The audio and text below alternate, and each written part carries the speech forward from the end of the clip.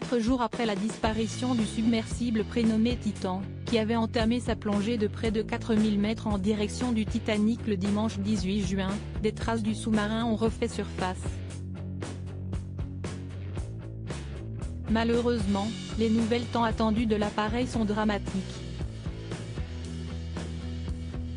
Un peu avant 21 h, la firme états-unienne a publié un communiqué par le biais de plusieurs médias internationaux, afin d'annoncer que les 5 membres de l'équipage, dont le Français expert du Titanic, Paul-Henri Narjolet, mais aussi Stockton Rush, Hamish Harding, Shahzada Dawood et son fils Sulman Dawood avaient malheureusement disparu.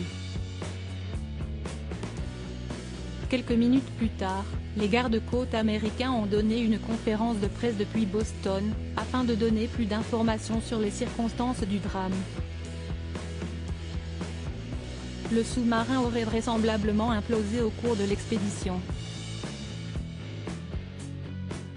C'est une journée très difficile pour nous tous et particulièrement pour les familles des disparus auxquelles nous adressons nos pensées, a confié John Moget, le chef des gardes-côtes américains. En début de soirée, ce jeudi 22 juin, un expert avait confié une mauvaise nouvelle à la chaîne britannique de la BBC. Des éléments issus de l'appareil recherché auraient été identifiés avec des débris.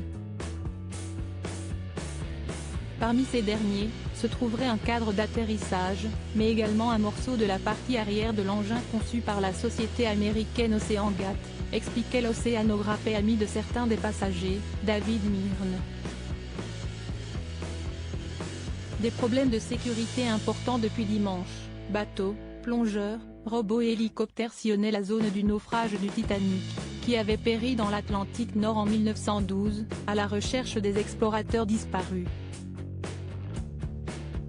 Mais qu'en était-il de la fiabilité de l'appareil, long d'à peine 6,5 mètres ?